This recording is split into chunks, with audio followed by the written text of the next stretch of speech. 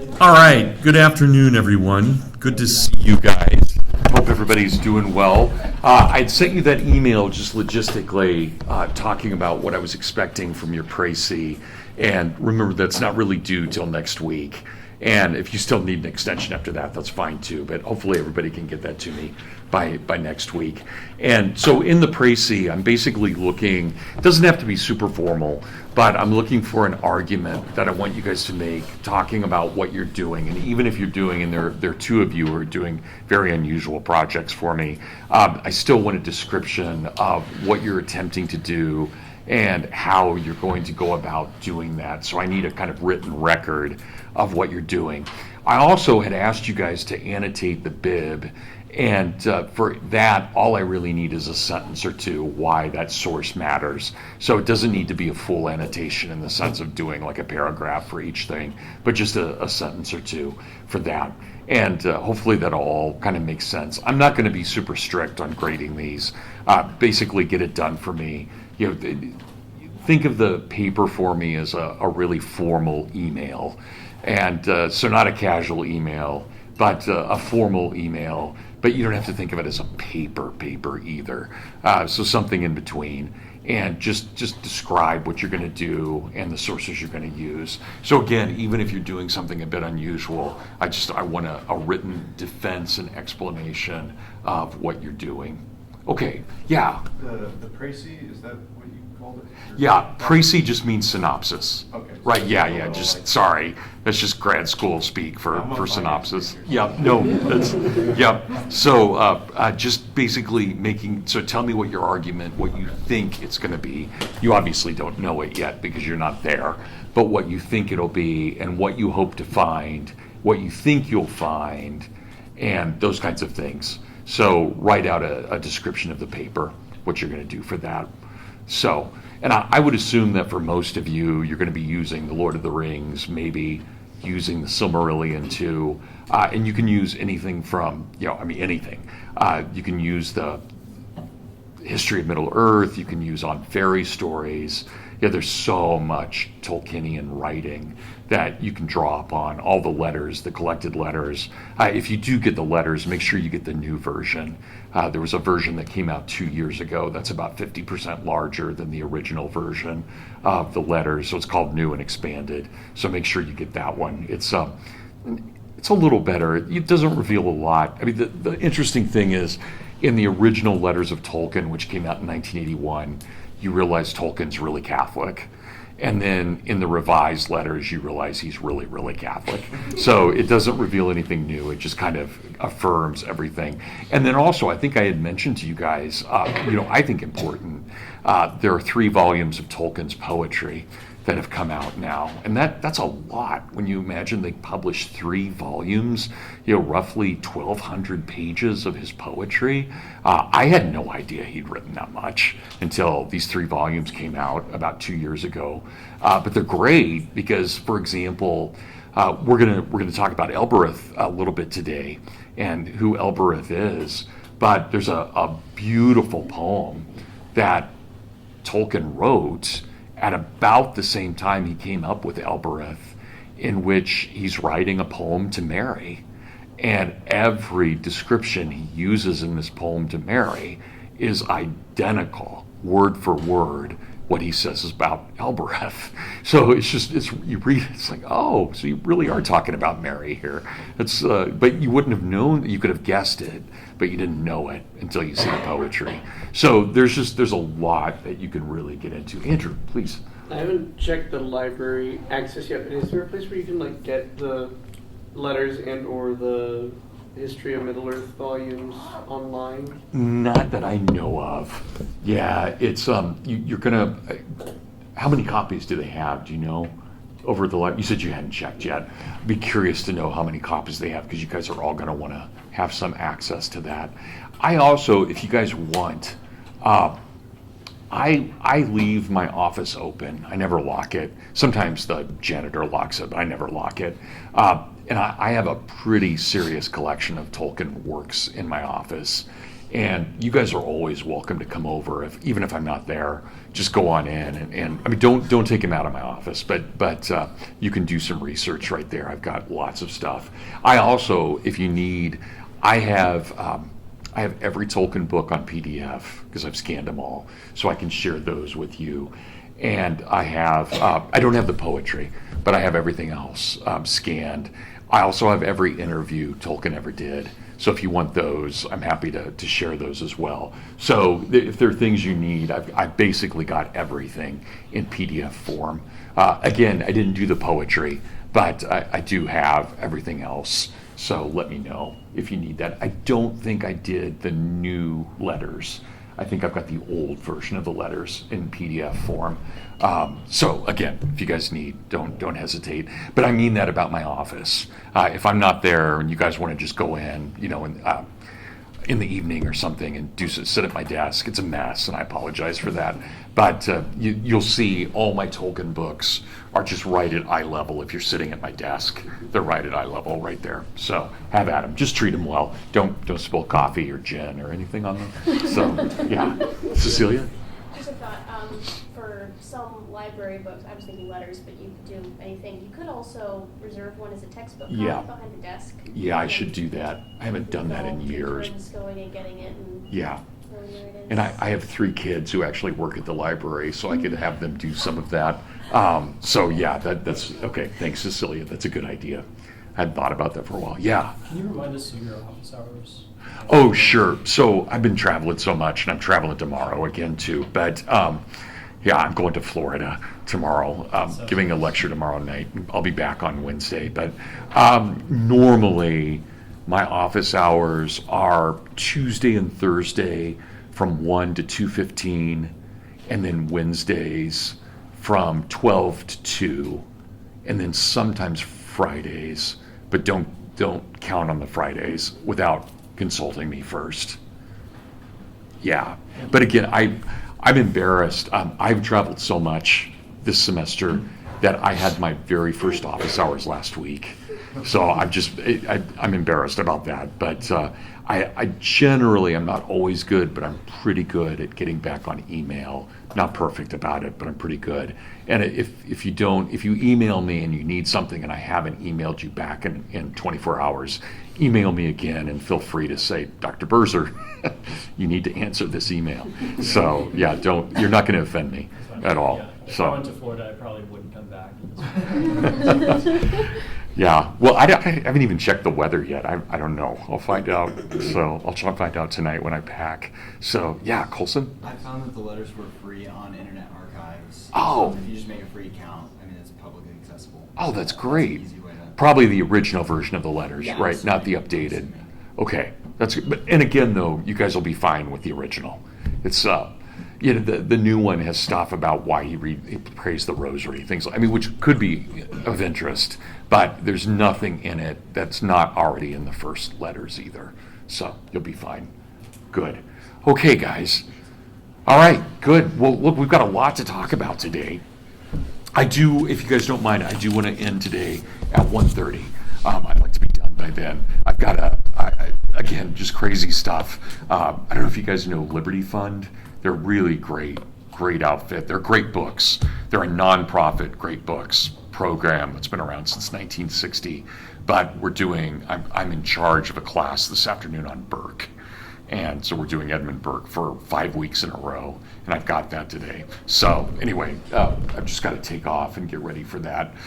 But okay, lots to talk about.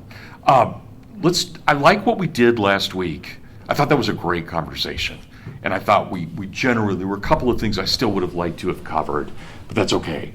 I thought we just did a great job of looking at that section, and a lot of it was meaty. I don't think what we read for today was quite as meaty.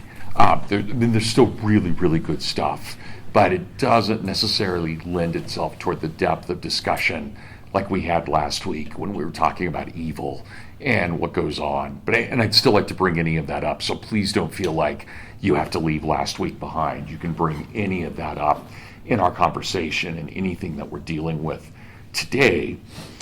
So I'm going to just throw this out right away because it's one of my favorite topics. what do we do with Tom Bombadil? Do you guys like him? Do you not? Is it a distraction? Is it a help? Who is he? What's he represent? And if you guys had a chance to look at the Reader's Companion, they did a really nice job of breaking down the various theories of who Bombadil was and what Tolkien thought, and calling him the spirit of Oxford before the automobile, those kinds of things. So I'm curious what we do with him. And I'll tell you guys this as well, not to talk too much, but Goldberry was my first crush, without question. I was 11 when I read Goldberry, and I thought, yeah, this is the woman I want to marry. There's no question about that. She just seemed to me to be, and of course, I was 11, and what did I know? But it was the first time I'd ever really thought about a woman, and she was the one I encountered. So that's probably hard for a lot of people to live up to, right? Since she's a quasi-goddess. But that's it's pretty amazing. So I'm curious what you guys think of her, and how, and what you think of Bombadil and what he represents. Is that a fair place to start? Yeah, Josh? So, I don't know if this is a fully baked idea, but it was interesting to see Bombadil sort of as like an anti-Gollum. Because I haven't read the books, I have seen the movies, right? So I have an idea of what Gollum is, even though we haven't encountered him in the flesh yet in the text. But he's totally incorrupt by the ring, and he's not this skinny, shriveled creature. He's this most alive creature that's like very full. And maybe that's not like the breadth of what he represents, but it's interesting to have that as a foil to Gollum, who's like completely corrupted by the ring, whereas Tom can just kind of toss it around and not care or even be tempted by it. Oh, so Josh, this is your first time reading it. Mm-hmm. Did you even know Tom Bombadil existed? I've seen one YouTube video that mentioned that he wasn't in the movie. Okay. But that's it. So you had no preconceived notion Not of really. him. Oh, so talk a little bit more.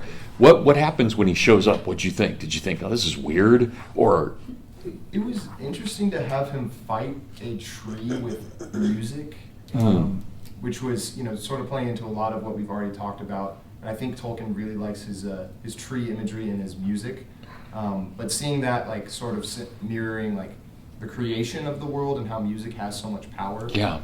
But yeah, it was interesting. It did stick out a lot because he doesn't, at first glance, in my opinion, seem to fit my preconceived notions about Middle-earth. And is a little bit, just a little out there as a character choice to put in. okay, yeah, okay, that's good. What else, guys? Thanks, Josh. That's good. I put this word on the board because I think it's really important. This is where in Anglo-Saxon and English we get the word gospel, right? Gospel dates. We know that the word dates to 950. That's the first use we have in a manuscript, and I always kind of laugh when people say, "Oh, gospel means good news." Well, the word gospel didn't even exist for the Greeks, right? It didn't exist for the Latins. It's an Anglo-Saxon word, and it is literally broken down into God's spell. That's what it means. It's God telling his story. He's weaving a spell, and Tom does that. Tom is telling a story. He sings. And I find that absolutely fascinating that this is what he's doing. And so in Tolkien, this would not be lost on him. This is a divine function, this idea of singing and of controlling. It's very divine. And we've already seen it in the Silmarillion with the idea of singing creation into existence. So that's, I think, really important here. Yeah, Helen. I know that brought this up in the Reader's Companion, but about how while Tom does sing quite frequently, also all of his, just like everything he says fits into a meter. And I've been listening to the Andy Serkis audiobooks, and it's really cool to hear that like very like inherent musicality of Tom. And I don't know, I just thought that was a nice touch on, like, not only is he frequently singing songs, but like he's almost inherently musical in a way that the other characters, even the elves, aren't. Okay. Well, the elves are musical too, but it's definitely, at least as Tolkien said, elven song sounds like Gregorian chant, right? That's what Tolkien said about it. That's not what we're getting with Tom Bombadil, right, at all. It's a very different kind of meter, very different kind of rhyme, nonsensical in some ways, but obviously it has meaning to Tom and to nature in some way. Okay, good. What else, guys? What do we do with this? You guys all had to have had opinions about Tom. And, feel free, if you thought this was weird, don't hesitate to say. Anna? When I read this book when I was like in middle school, I actually really did not like Tom Bombadil. I thought he was super annoying. And then when I was rereading it this time around, I like really liked him, and I don't quite know what changed. But maybe I was just looking at it more analytically. But kind of what you've already touched upon with him being divine, the first thing I noticed on page 119, towards, like in the middle of that big paragraph at the end, it says, with another hop and a bound, there came into view a man, or so it seemed. And that was like the first thing I noticed, is that it described him as a man, and it said, or so it seemed. And then we've been talking about how he's very musical and rhythmic in nature, and so that's kind of like a divine aspect to him, and then he's not really affected by the ring, and evil can't even like enter his house. So he's definitely, not to like state an obvious thing, but he's definitely some demigod of some sort. Okay, good. Yeah. Yeah, I mean, just looking at this like from like a theological point of view, like within the context of Tolkien's works, like if like Gandalf and Galadriel and Sauron are all like these angelic figures as we described, they're like basically angels in the Tolkien universe. Like, what is Tom Bombadil? Because like even the angels are at risk of being corrupted by the ring, this created thing. But it has no effect on Tom, and so he seems to be like somehow beyond creation, which makes me like wonder, like, what is he? Like how can this be? Like, is he a created being? Yeah. Yeah. So what are some? Oh, go ahead, Cecilia. Yeah. I think it can answer your question, and I have to apologize. I flew last week, so I got through the reading, but I didn't get to the reader's companion part, so I don't know how much that's of okay. this is. Yeah, no problem. Are you feeling better now? Covering territory. I'm feeling better now. Good. Thank you. But what I was going to say was, this is one of my favorite theories of who Tom Bombadil is, even though I don't think I'm quite convinced by it. But there are definitely some people who speculate that he is just God. He is Eru Ilúvatar on Earth, just chilling in a forest somewhere, I guess. And there's a lot of interesting evidence for it. Of course, the most interesting being when Frodo asks him who he is, and he says that he is eldest, and then says that he was there, before everything else, and then he was there before the Dark Lord came into the world, which I'm assuming he's referring not to Sauron, but to Morgoth, the first Dark Lord. Yeah. So he was there before the coming of the Ainur, which means that he was in creation before any other living thing. Which either means he is something very strange going on here, or yes, he's a Ilúvatar.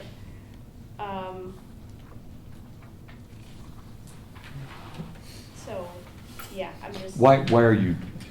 I would agree that that's probably not the case, though I think there's evidence that indicates it. But why are you skeptical of your own claim? It seems too simple of an explanation, to be perfectly honest. And also, there's the whole thing about... First off, God incarnate is a little bit more of a momentous... Like...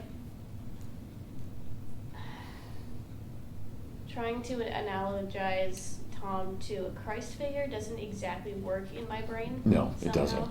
He's a wonderful, wonderful character, but I mean, Christ came to earth and then very clearly was going amongst people and talking to people and doing things and causing momentous stuff to happen, whereas Tom is here on Middle Earth and he's just quietly existing in his own little corner of the world. Yeah. Not really getting tangled up with big events much.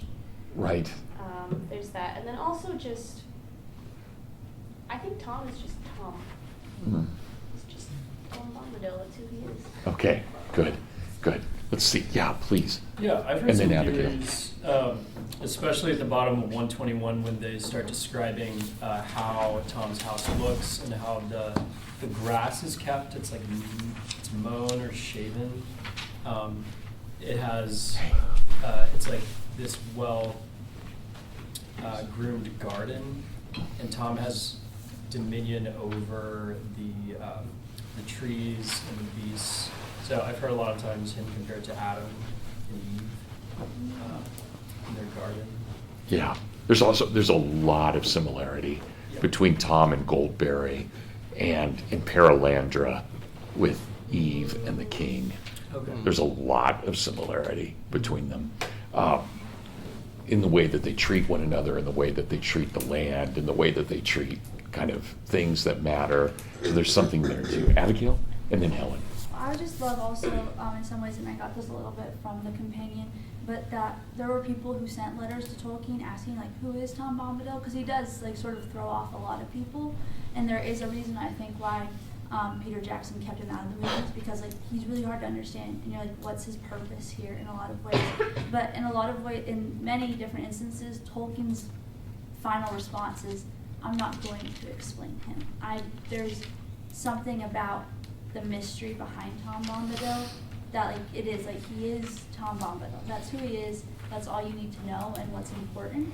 And I have wondered, in some ways, if you wanted to try to figure out who Tom Bombadil is, even with surrounding the theme of like hospitality, if almost he's sort of not the natural world incarnate, but like the best of the natural world, the best of natural law, the best of the pagan in some ways.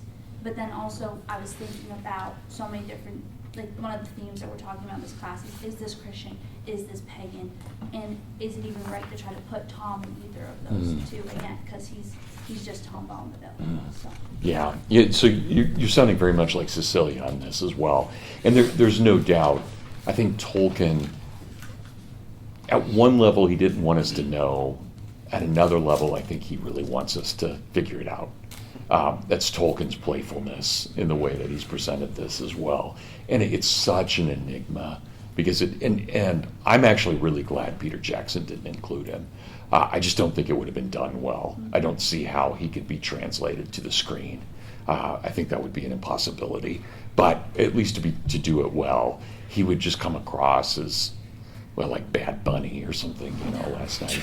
I mean, and that's not what I want of him. Helen? We kind of moved on, but I was just, as a side point to what Cecilia was saying about Tom Bombadil God. And they mentioned this in the Reader's Companion, but also we talked about it on the first day, about how Tolkien's kind of just too Catholic to have that kind of depiction of God in The Lord of the Rings. Like, that was, I think you mentioned his main gripe with Aslan being included in Narnia. And it's like just to have God depicted in that way. He's not God, but also trying to be, and it's just too complicated. Okay. Good. Thanks, Helen. Yeah, I would agree. I think Tolkien would have been very reluctant to put a God figure. And going back to Cecilia's point about that, I think if it were God, it would be God the Holy Spirit that he would represent, not God the Father or God the Son. Because there's something about, I mean, he's very much the spirit of something, right? That I think is pretty true. Okay, Andrew, and then Colson. Going back to Cecilia's point about how he seems to be in the world before the Ainur come in, because he says, I was here before the power came out of, how does he say, before the enemy came out of it. Before the Dark Lord came from outside. Yes, exactly. Obviously, of course, there are multiple different points where he seems to come from the outside. There's the first point, and then there's also the second point, but I think what he's referring to is the first, like, as you hinted, is this first time that the Ainur first come into Middle Earth. And I think that this note on page 133 is really, really interesting and telling. 133 of the companion, an excerpt from the letters says, he sort of is speaking roughly here, Tolkien. But he's saying he is an exemplar, particularly embodying of pure natural science, the spirit that desires knowledge of other things, their history and nature, because they are other and wholly independent of the inquiring mind, a spirit coeval with the rational mind, and entirely unconcerned with doing anything with the knowledge. And zoology and botany, not cattle breeding or agriculture. And so I think like if you think of him in that sort of an embodying way, you can almost see him as sort of an embodying of the desire of the Ainur to come into Middle Earth. So if you remember when the world was first created, some of them have this desire. And so he sort of seems to be like the embodiment of like, almost in some way the perfect fulfillment of that desire. So something like that, which I thought was really interesting that this note seemed to be playing off. Yeah, that's great, Andrew. Coulson? I really love the idea of understanding Tom and Goldberry as both expressing the feminine and masculine aspects of almost the older pagan gods, because that's definitely a trope that we see in older mythologies that Tolkien would have been referencing. And in a way, you can almost even think maybe it's the masculine and feminine aspects of Eru, because of course there's so many facets, and it'd be so difficult to translate the primordial God of a universe into one incarnate to fully express them. And so I just think it's interesting to think of them together as maybe representing something for the narrative, and then them obviously representing a foil to Sauron, where Sauron's oppressive in his dominion. Tom and Goldberry are totally relational in the way that they rule over their dominion. It's not because they're more powerful or they're stronger, it's simply because it's who they are. Yeah, that's good. I always find it fascinating. I mean, we get that when Goldberry is asked who is Tom Bombadil, she says he is, right? Which obviously has very, very divine implications to it. My own sense is this, though, and I still have other questions I want to ask you guys about it, but for what it's worth, my own sense, we know that someone in the Silmarillion, like Ungoliant, was not created by anyone but emerged as just representative of the evil that came through Melkor's themes, right? Melkor didn't create her, but she emerged out of that. And I've always thought of Tom and Goldberry as emerging out of the goodness of the song, that they represent in some way, not the Holy Spirit, but because I don't think they're that divine, but I do think they represent something like an uncreated goodness that just emerges from Iluvatar's song. And we see that over and over again, everything Tom and Goldberry. And I agree that there's a pagan element to them, very pagan, with the whole kind of nature god and nature goddess. There's a pagan element. But they also actually seem the most Christian of almost anyone we've met in what they do, their hospitality that they have, the fact that in their house, dreams matter. I mean, there's all kinds of just really interesting stuff that's going on. And I like the idea of them as Adam and Eve. And I'm not sure if that's quite accurate, but I do think that there are elements of that. And I don't think we're meant to find out. I take Tolkien seriously, that it's meant to be a mystery, but I also think we're meant to talk about it, or I wouldn't be doing what we're doing now. I mean, I think if we understand Tom, we understand the Lord of the Rings. I think he's that critical to the story. I don't think this is just one more event, even though it has a feel kind of like The Hobbit more than the Lord of the Rings. It has that event. And Tom obviously serves as a safe haven, right? I mean, that we see in the Lord of the Rings. We keep having these safe havens. Danger, danger, safe haven, danger, danger, safe haven. We see that over and over again in all of this. But I do think that there's something profound about what's going on here. Again, I'm not quite sure how to take it. Here's the competing thing. We know that Treebeard is eldest too. So what do we do with that? Is Treebeard older than Tom? Is Tom older than Treebeard? I mean, I think that's a pretty fundamental question. Let me ask this too, guys. How would the story be different if we didn't meet Tom? Right, so you don't have to answer that right away. Just think about that for a sec. What would the Lord of the Rings be like without Tom? And why didn't Tom come to the Council of Elrond? we know that he wouldn't have come, right? They say that if he'd been invited. But wouldn't it have been important as one of the leaders of the free peoples to be there? Strikes me that way anyway. Andrew? You mentioned the safe havens. I've been thinking a lot about the entrance into the perilous realm that you talked about, like with the old forest. And I think this isn't exactly like an answer to what is the essence of Tom, but Tom, for the purpose of the book, answers the problem of, well, is the perilous realm is good for us to enter, but it's also dangerous. And I think Tom is the answer to that problem of, well, it is a fundamentally good perilous realm after you get through the peril. Yeah, that's good. That's very good. Cecilia? Two things. I don't have an answer to your question just yet. I'm thinking about it.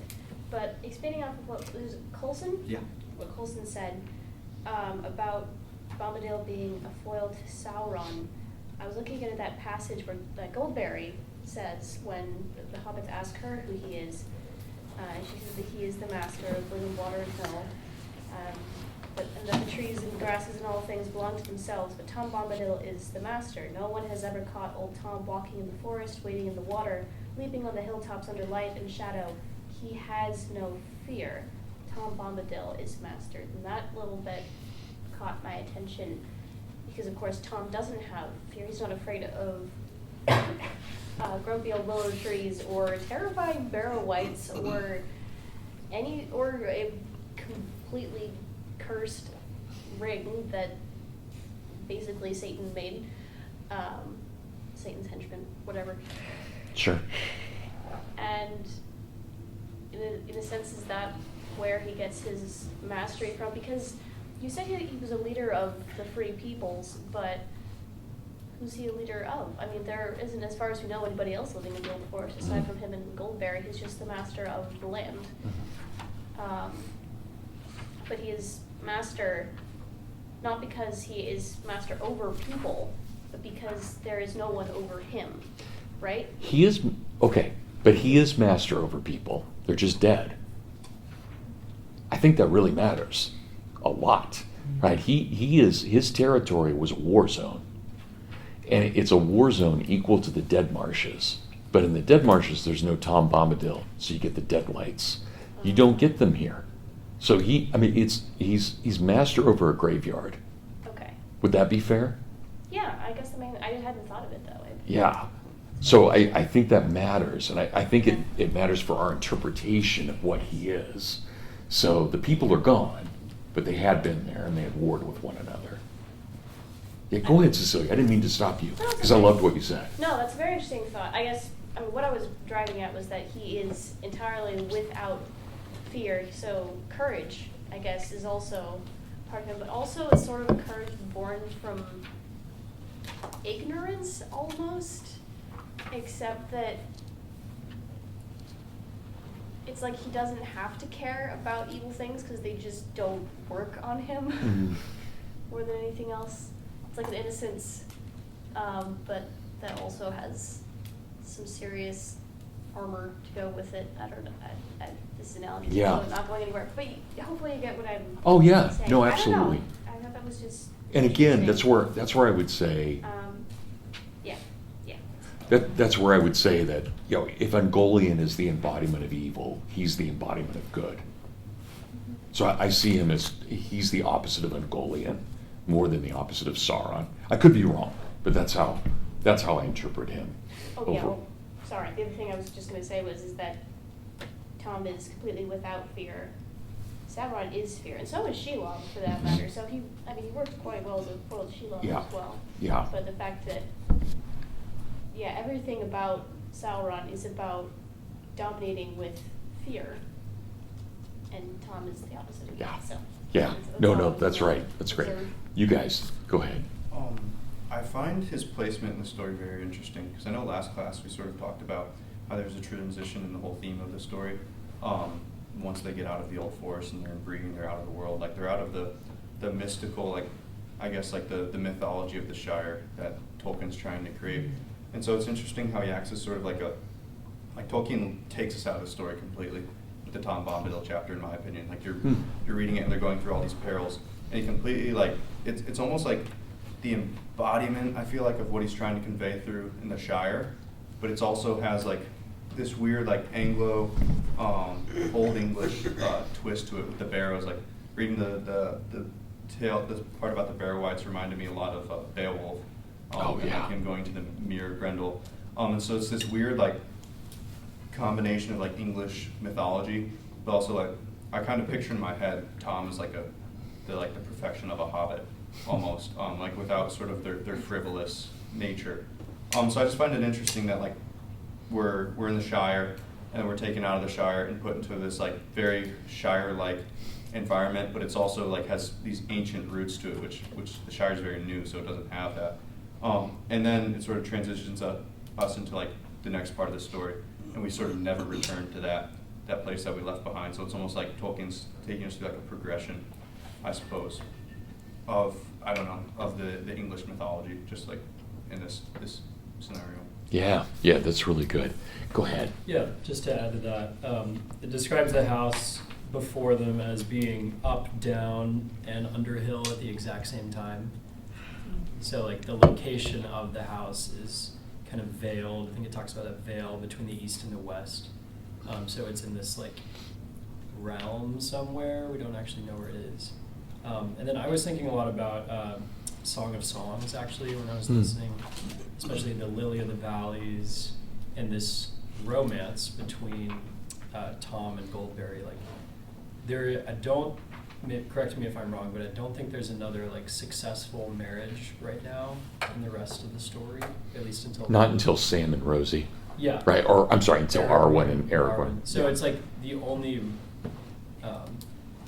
marriage in the entire book. It seems to stand out in that there's one house that's actually like functioning as it should be. And yet no children. No children, yeah. Which is kind of wild. Yeah. So, yeah, I just thought that stands out to me as like why this is important.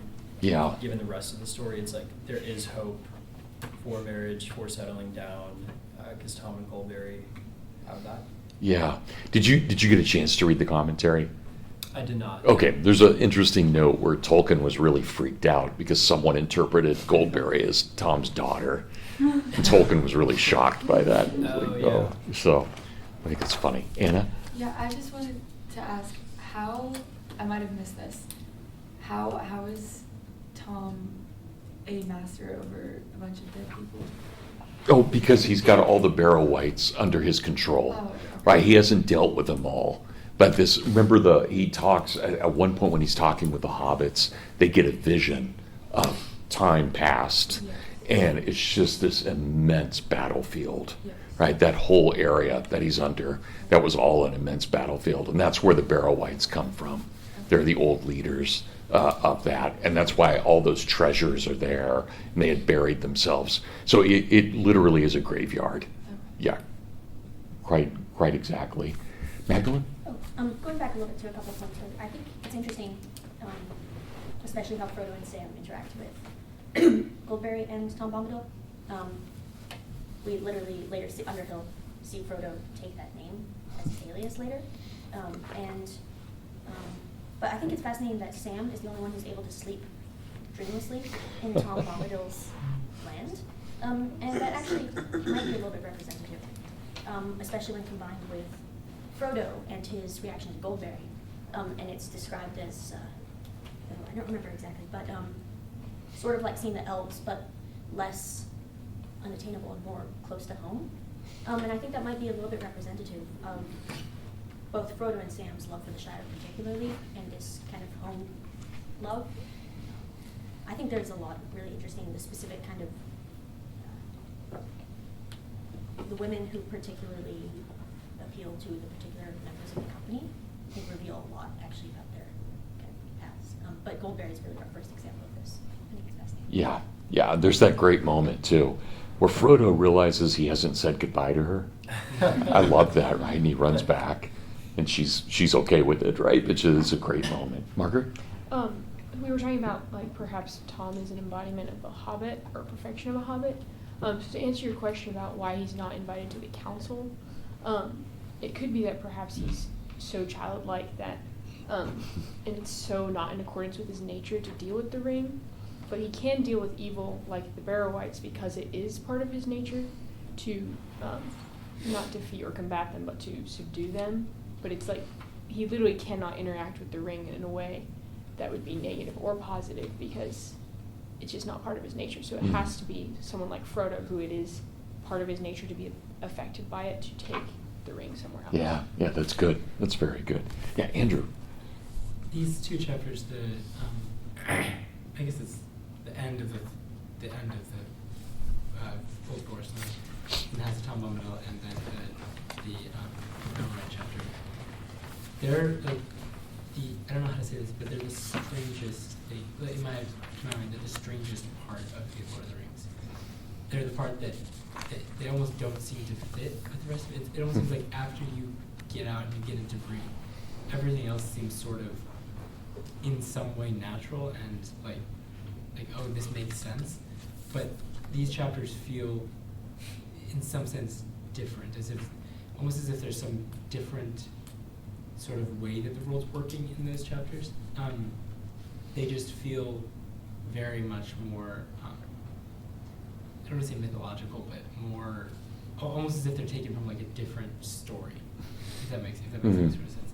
I guess the closest thing we'll see is later on with the, what are they called? The people under the mountain. But so that's really strange. So I'm thinking about okay, what does that mean? Maybe could it mean something like it helps to define the Shire as set apart, that the leaving of the Shire becomes something more significant by going through the Old Forest and by going to Tom Bombadil than it would have been had they just simply wound up in Bree. It sets the Shire apart from the world, and this is something I think we'll see at the end as well. Like Tom Bombadil is mentioned from now, I think twice. See him, like he's mentioned at the Council of Elrond, and then again at the very, very end, as after everything's ended. And so just the way that he sort of bookends the story and sets the Shire apart as something distinct. I think that's important. So I think that maybe goes to. Do you remember at the end how Gandalf describes his relationship with Tom? He is he's a boulder who's doomed to sit and gather moss, but I'm doomed to continue on. Yeah. He's a boulder who gathers moss, but I'm a stone that starts the avalanche. Yeah. Right? That's really interesting, I think. And what do you think they talked about? We get the sense Gandalf's going to stay with him for a while. Yeah. It's not just a overnight visit. Looks like he's going for a week or so. Yeah. I mean, presumably they talk about everything that's happened. Okay. But is it just, like, that's a really interesting question. Just Oh, well, everything that's happened? Or? I kind of wondered if he's trying to convince Tom and Goldberry to go west. I don't know.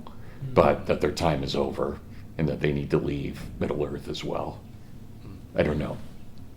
So it would definitely how we define Tom and Goldberry, I think. Let me ask you guys this too, and we've got two hands up over here. Anybody else as taken with Goldberry as I was or am?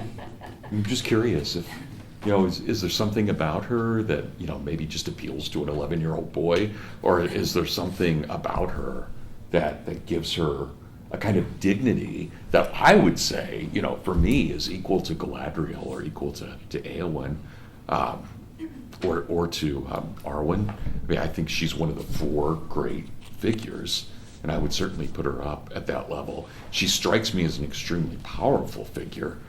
We don't see her power revealed. Her power is only revealed in her baking and taking care of things. But I think there's an immense power in that. I think that gift of hospitality. Think about that for a moment. Liam? Yeah, going off of your question last week about what the ring is and then what Tom's literary purpose is, if you guys talked about this before I came in, you can stop me. But I think he serves as an example of being a character who is free from desire but filled with purpose. Mm-hmm. Tom's always saying, let's go hobbits, I have to do this and that and go prance around my meadow. But he's not in a rush necessarily. It's like he's filled with a love of his purpose, but he can also then sit by his fire and tell stories for a whole entire day. and Or we see- longer. Sorry. Or longer. Yes. Right. Yeah. And time is kind of weird Yeah. in his home, where there's not a sense of rushing that Frodo and the hobbits have had up until now. And I think that's a good contrast to the ring. When we see him take it, it doesn't affect him at all. My personal idea is that that's because he's free from desire. And as we see from Boromir and different other characters, the ring preys on even virtuous desire to protect Gondor or whatever that is, and then corrupts it. And Bombadil, I would argue, is a character, maybe it's because of being preeminent, but is completely apart from that sort of maybe more mortal nature. Mm. And so maybe it's Tolkien saying that the solution to the problem or challenge of the ring is to, I don't know if let go is too trite, or to elevate yourself above the desires that all the different characters have, but it's his kind of like whimsical nonchalance almost that makes him set apart as a character. Mhm. So that's just something I picked up. Okay, yeah, that's great, Liam. Thank you. Nolan? I actually, as you were saying that, I'm wondering if it's not even that he doesn't have desire, but that his desire and his purpose are perfectly overlapped. In the sense, I mean, he's delighting in things, he loves things, so there's desire in him, but his desire is properly aligned with what he is, which is like master of his realm. I Right. wonder. I don't know. Yeah. That just occurred to me. No, I was thinking earlier when Andrew was mentioning like the Shire being bookended. I was thinking about how these chapters feel almost like there's a fairy tale quality to them, where it's like you're going out into something that's not the inhabited world that you know, and then coming back into it, right? Like they go out of the Shire into this world, and then to Bree, which is back to their known world. And it made me think of this kind of idea that you see in like Shakespeare, or I guess, yeah, in fairy tales of the green world, where characters leave the city or the town or whatever it is, and maybe something like A Midsummer Night's Dream. You have to go somewhere where the enchantment of nature is more readily seen. And I wonder if there's something going on here with Tom and Goldberry being so woven into the backdrop of their world. So it's not free from evil, it's not necessarily idyllic exactly, it's not paradise, but it's almost like this veil between the Hobbit's experience and what the world actually is kind of like opened up, and they see the natural world for what it actually is, and it's also the only. Correct me if I'm wrong, but I think this is the first time we've seen Frodo, and actually the Reader's Companion notes this. I think like it's the first time Frodo resists the ring. So he, when the Black Riders are coming, he's only stopped by external circumstances, whereas in the Barrow, with the Barrow Wights, Frodo actually has something maybe from Tom, like maybe this courage that leads him to sing and call for Tom, that he wouldn't have had otherwise if he hadn't gone into this world. That's not fully formed in my mind yet, but I'm wondering if there's. Sure. I'm wondering if Tolkien's doing something like that with like this enchanted world within an enchanted world, or just a place where the enchantment is more readily seen. Yeah. And what that does to the hobbits. Yeah, it's almost sub creation in some way, right? I mean, it's a yet another layer into it. What did you guys? I mean, I've got two hands. What did you guys make of? I know we're not there yet, but in the Council of Elrond, where it seems to be suggested that Tom could withstand the Dark Lord longer than anyone, longer than Galadriel, longer than Elrond. That's kind of wild, just the two of them, that they could hold off the Black Riders, they could hold off all the orcs, all the trolls, longer than anyone. There's some real power there, right? I mean, we're not, in a sense, Tom, and this gets back to our original question, Tom is more powerful than Amire, right? He's he's higher than that. He's higher than Saruman. He's higher than Sauron at some level. So I think his power does matter. And we can presume Goldberry has the same power in that. But okay, Anna and then Magdalene.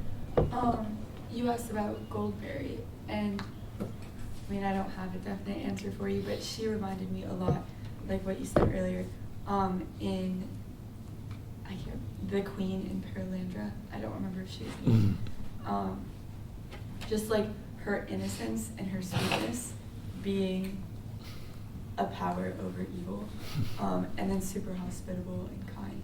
I don't know, she just reminded me a lot about her. And then she also reminded me of the great big grandmother in The Princess and the Goblin, if anybody's read that. Just like kind of ethereal and like motherly and hospitable, but then also just like her innocence and her kindness being wisdom and power. Yeah, it's great. I hadn't thought about The Princess and the Goblin. That's a good comparison. Yeah, really good. Magdalena?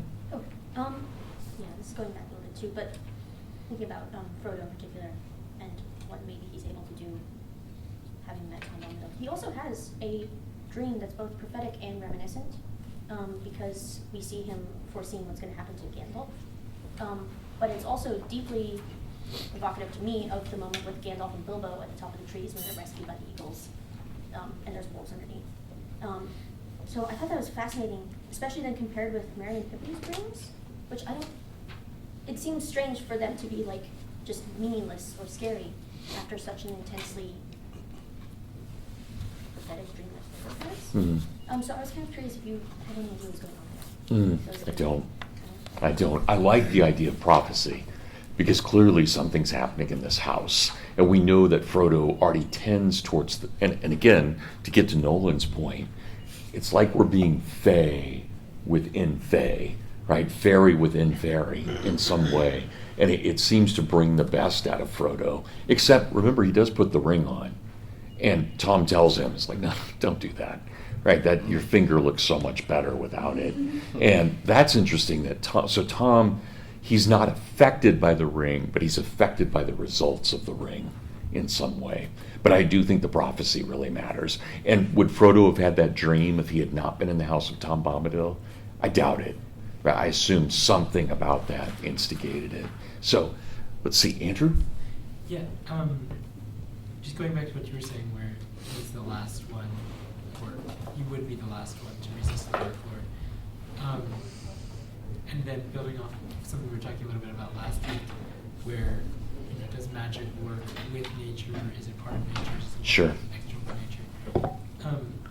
It strikes me that Tom Bombadil seems to, in some way, like maximally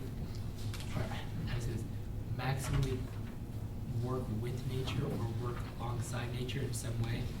Like, he doesn't in any way seem to manipulate nature, but he seems to rather, there seems to be a cohesion of, and I think this is a little bit, kind of like what Liam was saying before, I'm sorry, forget. Nolan. Or maybe what Nolan was saying more, where like nature's purpose and his purpose are like perfectly corresponding with each other, and they perfectly complement each other in some way. And then if you think of Sauron as corrupting nature, twisting nature, that would explain to some extent why he would be the last one to be overcome.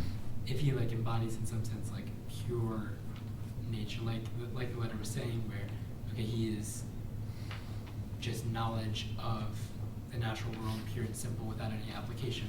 The elves still have some sort of application that they have of their knowledge. They don't just there is some manipulation of nature, and then Sauron being maximally the manipulator of nature. It would take him the longest to overcome pure nature. So something like a spectrum there. Yeah. No, that's good. That's really good. Let's see, Helen? You mentioned how there was a lot of power and the fact that these two would probably be able to resist the Dark Lord the longest. And this thought isn't fully cooked, so I apologize. No, please. But when you said that, it kind of reminded me of our other couple that was able to resist a Dark Lord, and I was wondering if you had any thoughts on them kind of being... Oh, with Beren and Luthien? Beren and situation. It's great. I had not thought about that. But there's something very powerful about a relationship that can withstand that, right? And that idea of not only being one flesh, but actually having a power within that one flesh that's superior. And I love this because when you think about marriage, and I know most of you aren't there yet, but when you think about marriage, whatever I bring to the table and whatever my wife brings to the table, marriage makes both of those things greater. Somehow marriage is better than the sum of the two parts we bring to it in that. And so I think there is, for Tolkien especially, given his marriage to his wife, to Edith, I think that there's something that he truly cherishes there. So yeah, that's a really great insight, Ellen. Really great. Cecilia? I forgot what I was going to say. Okay, come back. If let's see who else. Yeah, Emma, please. I'm sorry. No, sorry. that's okay. I knew that. So this is also my first time through, so I don't quite have an answer to this. More of a question. But I wonder why Tolkien chooses to pair Goldberry and Tom. Because you'd almost think like Tom could be with somebody else like childlike and sing-songy, and instead he chooses like somebody very like graceful, and like she's not like high and lofty like the elves, I know that, but she kind of tends towards that. Mm. So I'm just curious about that kind of juxtaposition and why he chooses that. You have a sense what the answer might be? I don't know if it's just that like that kind of like he's trying to show two aspects of this like pure goodness of the like childlike aspect of it and of the like grace and like power. Yeah, well, remember she is the river daughter, right? So there is something just automatically kind of innocent, and we haven't gotten into this too much, but remember the water is where water's always sacred in Tolkien, right? It's holy in some way because it's where the Holy Spirit penetrates, and Ulmo, as one of the gods, protects. And we know that the ringwraiths hate the water, right? They hate it. They don't like touching it at all. So I think there's something about the holiness there of Goldberry being the river daughter that, again, she's not the Holy Spirit, but she's a spirit representing the Holy Spirit in some way. That's what I would say. But yeah. Liam? Yeah, going off of both of those things with the land of the Old Forest as well as Goldberry, I mean, it's in her name. I noticed, like, I think around 10 instances of the color gold or yellow being used. Do you know if there's any significance with that, or like if that's a Fae thing? I don't know. That's just I don't know. Yeah. Blue and gold, of course, are always Mary's colors, right? So it may have something to do with that, but I don't know specifically. I just noticed, like, in his house, all the curtains are yellow Mm, stuff like his that. boots. So, yes, his boots. Yeah. What's that? Tom is blue and yellow. He wears a blue jacket. Yeah. His boots are yellow. Yeah. So, and that is, I mean, again, there could be Marian symbolism, even in Tom, even in a male figure, right? In fact, one of the things I've argued in print is that Aragorn is actually the greatest representation of Mary in the whole Lord of the Rings, because remember, he gets to choose his death. Right? He's assumed into heaven with the tail, and that's traditional Marian theology. In Catholicism, it's traditional Marian theology. So, Sophia, did you have your hand up? No. Okay, Emma, did you have your hand up? I did. Yeah. I think it's interesting that we're throwing around the word power a lot in Mm. relation to Tom and Goldberry, because that's not what we really think of them as straight up evil. They have this sense of their resistance to evil that no one else seems to have. But I like, in some way, I think their literary function used to kind of expand or push on our definition of what power is. Mm. Because like, That's fair. we have like Sauron's perspective, or Saruman's, which is power is domination of others. Even from like a Gandalf or an Aragorn or an Elrond perspective, it's almost power is this heroic deeds, and that's a good thing. But at the same time, I think Tom and Goldberry show that the world itself was kind of run on a power that is distinct from that or different. Just the kind of power that can be hospitable and makes wonderful bread, or can heal this war-torn land Mm. over time. And it's not the kind of thing that you would take to a council. Tom Bombadil's never going to conduct a war, I don't think, which is a good thing, but it's a different kind of, I don't even know if power is the right word, but there's something Yeah. else there that is Maybe an essence. an essence, something bigger. Yeah. There is Something better than power. Yeah, that's a great caveat. I think that's really fair. Anybody else want to? I'd like to move on to another topic, but are you guys? Anybody have any final comments on this? Still curious why they don't have kids. But Colson, go ahead. Can we talk about Old Man Willow? Sure. And Yeah. what is he doing? Is he an Ent that's become very tree-ish? Mhm. Why is he so angry? What do you think? Especially, I mean, I Run don't- with it's- that. I mean, it's just a super open question. I really don't have a good idea. Just wondering. Okay. Anybody want to? Yeah. Go ahead, Cecily. I always kind of assumed he was some kind of horn, which, as Treebeard goes on to explain in Two Towers, is a tree that's sort of more awake than the others and more angry. If any of you have seen the Two Towers film, you might remember there's like a whole herd, I guess, of trees that comes down and kills the orcs. Not Ents, like just trees that are moving. Those are horns. And the Ents, as tree shepherds, are supposed to be taking care of the horns and making sure they don't get out of control. And it always seemed a bit to me as though the old forest was maybe somewhere where Ents had once been, or Ents should have been. Its proximity to the Shire is definitely also made me wonder if maybe the Entwives are actually Yeah. hiding around here somewhere and Yeah. we just don't get to see them. I thought the same thing. Yeah. Cool, anyway. Yeah. Remember Sam saw a walking tree, right? His cousin saw a His walking cousin tree. Halifax saw Yeah. a walking tree north of the Shire. Yeah. Is that an Entwife? I would like to know, please. Anyway. But yeah, it would definitely seem to be a very old, very angry tree that doesn't like people walking in this forest and is probably going to hurt you if if you try. So, yeah. Yeah, that's good. That's my understanding anyway. Magdalena? Oh, no, I was just going to mention that we do see ants with Hal. Oh, yeah, that's good. So Colson, I don't know. I think it's an interesting moment in the book, really interesting moment. And of course, it does allow us to meet Tom, and so it takes us out of the story in some way. But I think it is, at least it's a harbinger of what's going to happen with Treebeard, right? We at least are getting a glimpse of it early on. But Treebeard's obviously good versus Old Man Willow, right? Whose heart has gone bad. And there is something, I love the way Tolkien does this, right? There is something kind of creepy about willow trees, in a way that you don't feel with an oak. An oak is just sturdy, right? But a willow tree, it's, the way it bends and droops, and there is something kind of funky about it, I think. So I like that he did that. Anybody else? Okay, so let's go to Helen's point a moment ago. And I want to talk about what happens where we learn about Gil-galad and Beren and Luthien. And this great moment. So I'm on pages 184 forward here in the book. And I hope you caught this. I absolutely, to me, this is, and I'm just going to read it too, if you guys don't mind. I'm going to do a reading here real quick. But I love how romantic, truly romantic in the proper sense of that word. What is romance?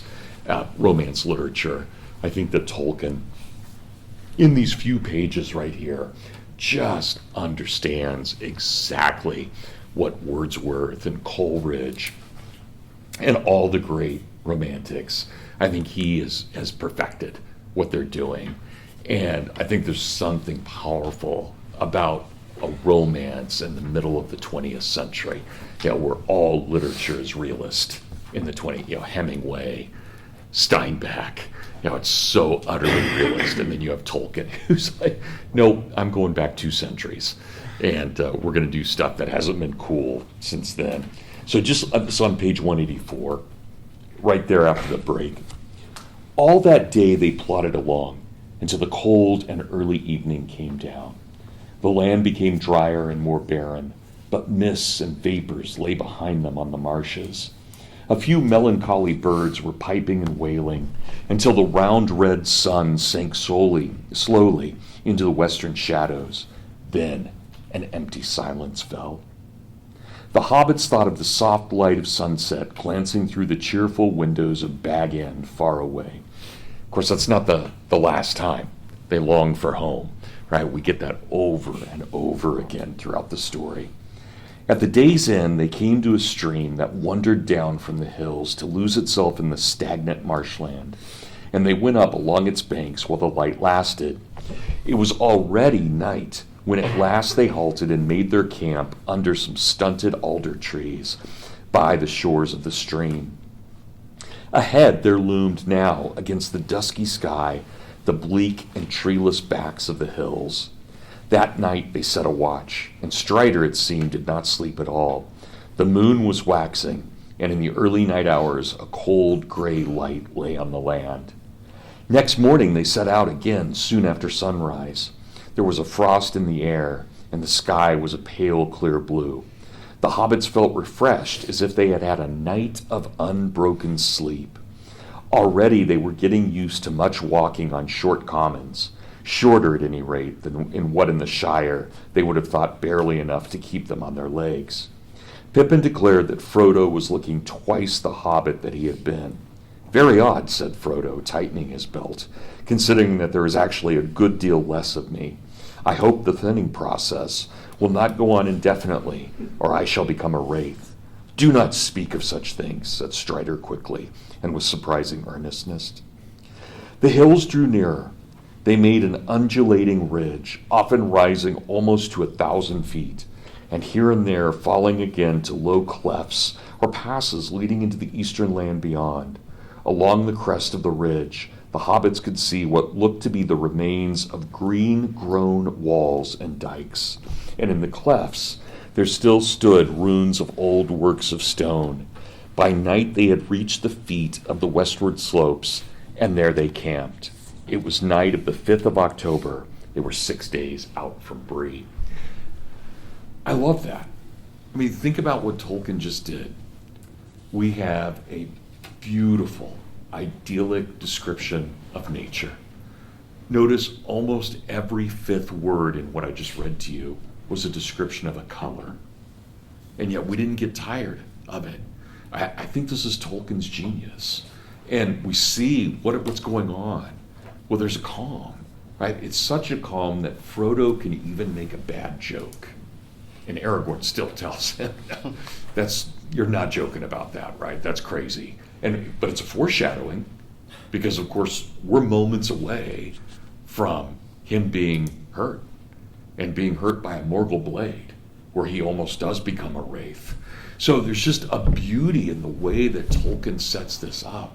They're let off their guard because nature has convinced them that things are good. Even though they're 6 days out of Bree, they should be terrified, but they're not. And I don't know how many of you have ever had a chance to camp in Colorado or in Wyoming or Montana, but it's just the way that he described the ridges, it just feels like, yeah, we're on the Front Range. Yeah, we're not quite there, but we're in the foothills right outside of the Front Range. And, think about the way, what are these guys walking in? Not just nature, but in a civilization that's so decayed that there are only remnants with moss and vines on them, right? That's so romantic, right? In every way. That's just something straight out of Coleridge in every way. And yet Tolkien, he's able to blend that beautifully. And I would guess that most people, probably, especially reading this for the first time, just fly right by this page, right? It's just, oh yeah, there's more description. But I think it really matters. And then, let's take it to Helen's point, then we get the story of Beren and Luthien. Right? Somebody want to read? I think this is just essential to all of this. Andrew, please. So do you want me to read the poem itself? Yeah, if you don't mind. Don't sing it, but read it on page 191, right? To chant softly. The leaves were long, the grass was green, the hemlock umbels tall and fair, and in the glade a light was seen, of stars in shadow shimmering. Chenuviel was dancing there, to music of a pipe unseen, and light of stars was in her hair, and in her raiment glimmering. There Beren came from mountains cold, and lost he wandered under leaves. And where the elven river rolled, he walked alone and sorrowing. He peered between the hemlock leaves, and saw in wonder flowers of gold upon her mantle and her sleeves, and her hair like shadow following. Enchantment healed his weary feet that over hills were doomed to roam, and forth he hastened, strong and fleet, and grasped at moonbeams glistening. Through woven woods and elven home, she lightly fled on dancing feet, and left him lonely still to roam in the silent forest listening. He heard thereof the flying sound of feet as light as linden leaves, or music welling underground in hidden hollows quavering. Now withered lay the hemlock sheaves, and one by one, with sighing sound, whispering fell the beechen leaves in the wintry woodland wavering. He sought her ever, wandering far, where leaves of years were thickly strewn, by light of moon and ray of star in frosty heavens shivering. Her mantle glinted in the moon, as on a hilltop high and far she danced, and at her feet was strewn a mist of silver quivering. When winter passed, she came again, and her song released the sudden spring, like rising lark and falling rain and melting water bubbling. He saw the elven flowers spring about her feet and healed again. He longed by her to dance and sing upon the grass untroubling.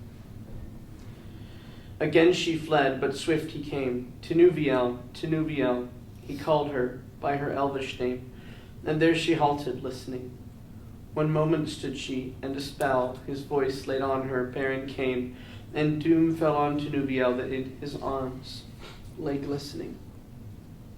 As Beren looked into her eyes, within the shadows of her hair, the trembling starlight of the skies, he saw there mirrored, shimmering, Tinuviel the elven fair, immortal maiden, elven wise, about him cast her shadowy hair, and arms like silver glimmering. Long was the way that fate them bore, o'er stony mountains cold and gray, through halls of iron and darkling door, and woods of nightshade marrowless. The sundering seas between them lay, and yet at last they met once more. And long ago they passed away, in the forest singing sorrowless. That was great, Andrew. Thank you. Next week, when we meet, I've got a recording of Tolkien reading this. We're going to listen to him read it. It's pretty cool. Andrew did a fantastic job, though. So, okay, guys, what just happened?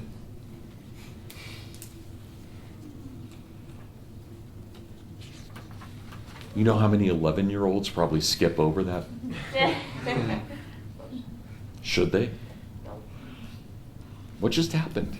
What's going on here? Liam? I mean, I can definitely imagine Aragorn thinking of Arwen as he's saying this. Okay. And I forget if we ever learn about their first meeting, but I think there's definitely an obvious parallel throughout their story of choosing a different life and everything. Okay. What do we, I mean, Tinuviel is the other name for Luthien. So what do we learn about them in this story? What's the story tell us? It goes back to the power of music thing again, given that Tinuviel means nightingale, isn't it? Okay. So it's Go ahead, Magdalene. So sorry. what do we learn? What's going on here? Any thoughts about that? I think it's interesting. And it also shows the sad side of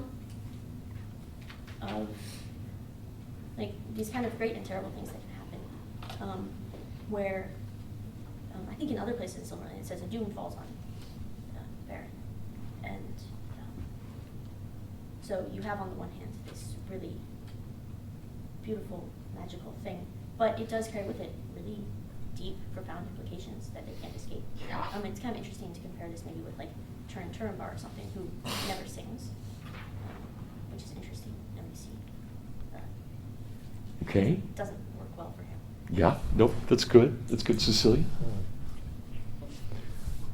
What do you guys think of Aragorn at this point? What are we supposed to make of him? Is this kind of an airy guy? I mean, here we met him in a bar, and he was in a dark place in a corner with a hood, and then he kind of threatened Frodo, but now he's singing this fairy tale in the middle of of a campfire up on top of Weathertop. I mean, what are we supposed to make of this guy?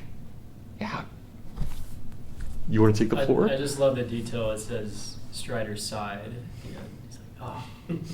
I just think of the really cheesy parts in the movies where he's like sitting on the couch in Rivendell and Arwen's like feeding him grapes and like kissing him. It's like, oh, this is so good. But I mean, he's like a romantic. He's got a heartthrob going on. I mean, I bet Sam's all over this. Sure. Well, and remember, Sam had just told us the story of Gil-galad, right? Just a couple pages earlier. And so, yeah, you know, I mean, you can feel that the hobbits are totally into this.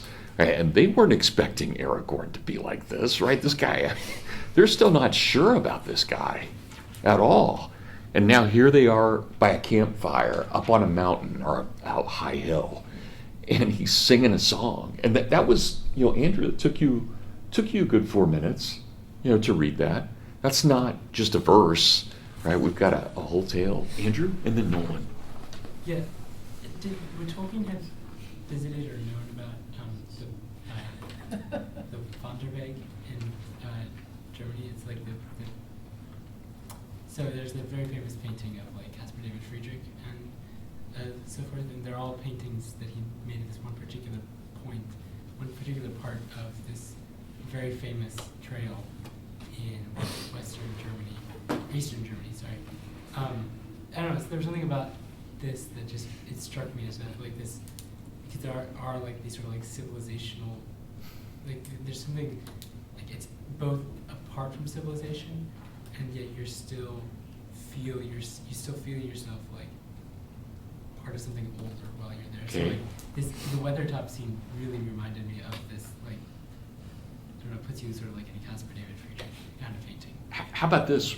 When we talked about, and I think this was you, Nolan, when we talked about Tom Bombadil, it was like fairy going into deeper fairy.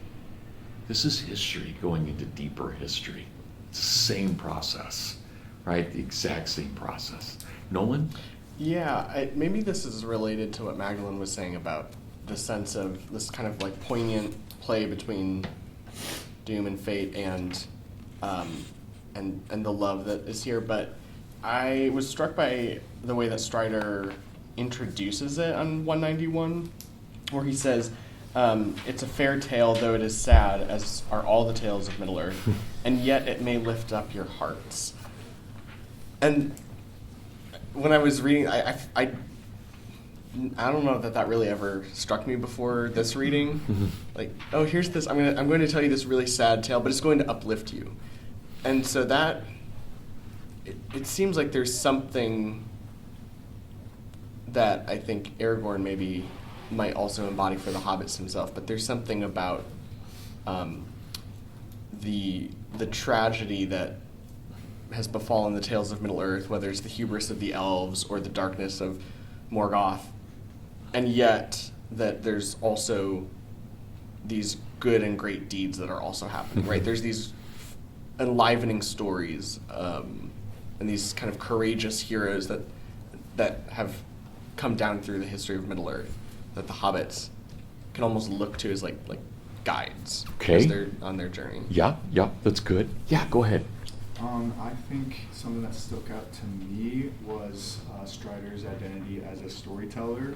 And like when I read the book in middle school, he just seemed like a cool leader and warrior, but just how he chants the history, I think connects him back to like just the musical element of the whole history of Middle-earth, and also just that when he's telling this history after the chanting, the hobbits are looking at him and they say they watched his strange eager face, like he loves telling this story.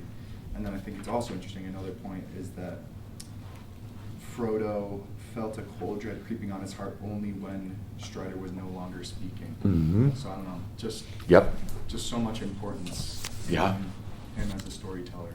Good. Cecilia, and then Andrew. Question I don't have an answer to, but I'm just wondering why Aragorn says this is a sad story. Mm. Like, he he says, you know, as are all the tales of Middle-earth, so maybe he's just making a generalization. But Beren and Luthien is actually one of the very few tales in the Silmarillion that ends happily ever after. At least for Beren and Luthien. I don't know, is he... I mean, yes, Beren and Luthien get their happy ending, but also Luthien's choice of mortality means that her beauty forever I passes. think that's, yeah, I think that's it. That's what he's getting at, because he knows Arwen's going to have to make that choice too. Yes. Right, so he's looking ahead. So I think that's it. Yeah. Andrew? But he also knows that it is an incomplete story because he will be the fulfillment of it. So I think it's like the rest of the Silmarillion. It's sad because, well, the final victory hasn't come yet. But I think the reason he tells the hobbits this story is because he knows that it will uplift them because he will finish the story in the best way possible. Yeah. Let's, go ahead, Andrew, and then Josh. Yeah, so I had sort of two thoughts. First thought is the way that this story, like, why did Tolkien choose this story to precede what's about to happen? So I was thinking about that. Maybe there's something there with the shortcomings of both Beren and Luthien. Like, I'm thinking, okay, so they get to Morgoth's throne, and like Beren is totally useless. He just like sits under the throne the whole time, while Luthien puts everyone to sleep. So there's this shortcoming that happens there, and then as they're trying to escape, Luthien's not able to do anything to help Beren. So like the different shortcomings that you see, that nevertheless are able to complement each other well enough that they're able to pull off this incredible feat.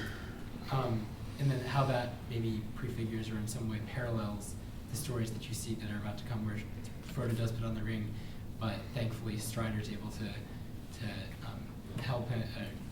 Strider's able to drive off the Black Riders, and then later on Strider is himself begins to fail, and Glorfindel is able to assist them, and even then Frodo's own strength and resisting. It's like different ways that their shortcomings complement each other, or are accounted for by the other person. Sure.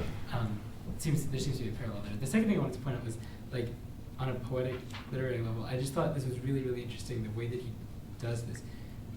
The entire, it's perfectly, like, metered in there, like, the line breaks all make sense, except for there's two of them that are interesting. I don't really have an answer to this, but I wanted to throw this out there. On the page 192, the third stanza, as on a hilltop high and far she danced, and at her feet was strewn a mist of silver quivering. The enjambment there between those two lines I thought was really interesting. Most of it is not enjambed. Like, from what I saw, there were only two lines that are actually enjambed. And so I'm wondering, like, why did Tolkien choose that line to be enjambed? And then the second one is a little further down. You saw the elven flowers? Yeah. Anyway, yeah, one woman said she, and a spell his voice laid on her. And so, like, there's that enjambment as well. And so I'm wondering what, like, the parallel between those two points of the story. Maybe it's beyond the scope of the discussion, but I thought that was... No, that's great. That's good. Josh? Yeah, I just wanted to point out really quickly, I think Coulson brought up this quote with the statement about it being a fair tale, though it is sad, as are all the tales of Middle-earth, and yet it may lift up your hearts, that Aragorn says before he sings it. I mean, I think that sounds like the second theme of Iluvatar to me, right? That there's, or third, excuse me, that is the sorrow mixed with, now that responding to Melkor's theme, but still having a lot of beauty and, deep beauty come out of something that still has, it's still sad and a little forlorn. It has a little bit of that, like, romantic, overwhelming feeling to it, but it still is for a good purpose and still beautiful. But yeah, I just wanted to point out that parallel. Yeah. Let me, since we're getting at the end of time here, I want to point this out. I put this word on the board. Godspell. I think it really matters here. Think about what happens moments after Aragorn tells the story. The hobbits go into battle for the first time. This is a prayer. Aragorn is praying. He is getting them ready for battle. He is calling upon the divine here. And I know it's pagan, it's not a Christian prayer, but it is a Middle Earth prayer in what he's doing here. And I love that because we can't separate. I mean, think about what we just had. Right? We get the tale of Gil-galad and then Strider. He knows they're about to be attacked. He knows that, but he takes the time to tell him the story. And I think it's not, from my reading, it's not just about Aragorn talking about himself and Arwen. He's also letting Frodo and Sam and Merry and Pippin know that they're in the same story. It's not over, right? That they're carrying on. And we'll see that even later where we have this discussion, where Elrond says, you would be as great as Beren if you do this, right? We see that. And so I think this is Tolkien in a brilliant way playing with meta-literary criticism. He's entering the story and he's telling us this is what's happening here, right, in many ways. And of course, Frodo fails. He fails miserably, but he learns too. It's an incredible learning moment for him. Would you guys, let's just end with this today. I mean, we all know it's going to end okay. But, if you're reading this for the first time, what'd you think of the ringwraiths here? They still, to this day, scare the heck out of me, thinking about what they are. Did you guys feel that in this? Anybody want to talk about that for a sec? What do we do here with? And it happens fast. Tolkien doesn't linger, right? We linger on Beren and Luthien. We do not linger on the fight. The fight, man, he just goes right through it, and it's done. And Frodo's left mortally wounded, right? He's going to be okay. We know that. Elrond will fix him, but barely. Anybody want to jump in on this? Weigh in? Yeah, Liam? Well, in my opinion, I think they're worse than the Barrow-Whites, obviously, or the demons of Christianity, in that they are corrupted men and ancient men. And there's something almost uncanny about that, of Aragorn is fighting these monsters who are men, and he could almost say, this could have been me. And he kind of gets that option when he feels the power of the ring, but he turns away later in the Two Towers and different spots. But there's something about Sauron isn't just going to kill you, he can also take your soul and turn you into something not just aesthetically unpleasing, but constitutionally you're changed as a being. Yeah, that's well put, Liam. So there's something about that that's just especially unsettling. Yeah, no, that's very good. Nolan, and then Helen. Oh, yeah, a quick note. I think part of the terror that comes out of it when I read is the fact that they can't quite see or make out at first, right? So at the bottom of 194, Mary says, I thought there were 2 or 3 black shapes. They seem to be moving this way. He can't quite tell. But then on the next page,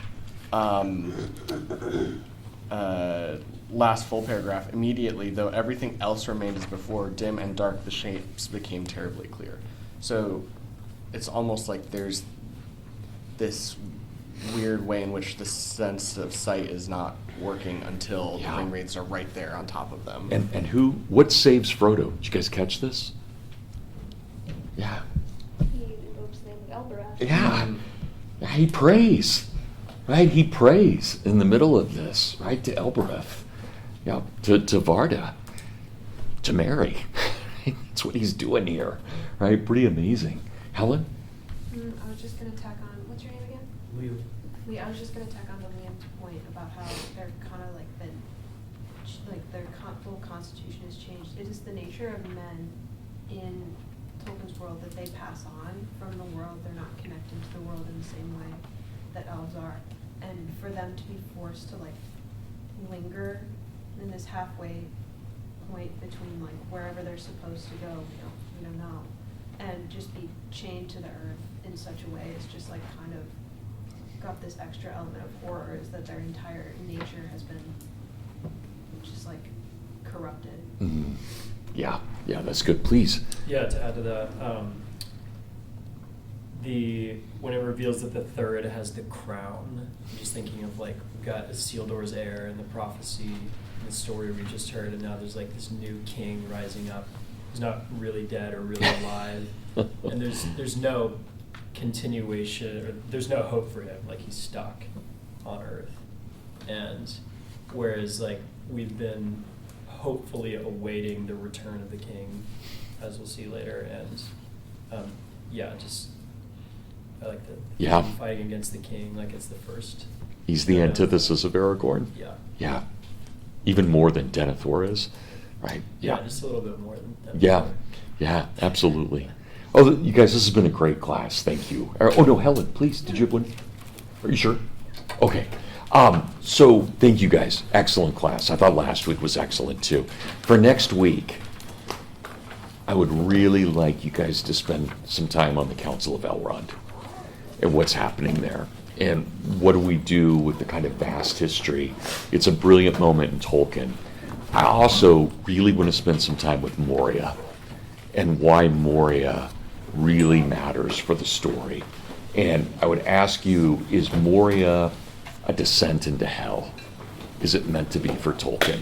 That is it equivalent to Aeneas going into hell or Dante going into hell? So think about that, all right? And think about Elrond, think about some of these characters and what we do with them. All right, thanks guys, have a great week, and I'll see you next week on Monday.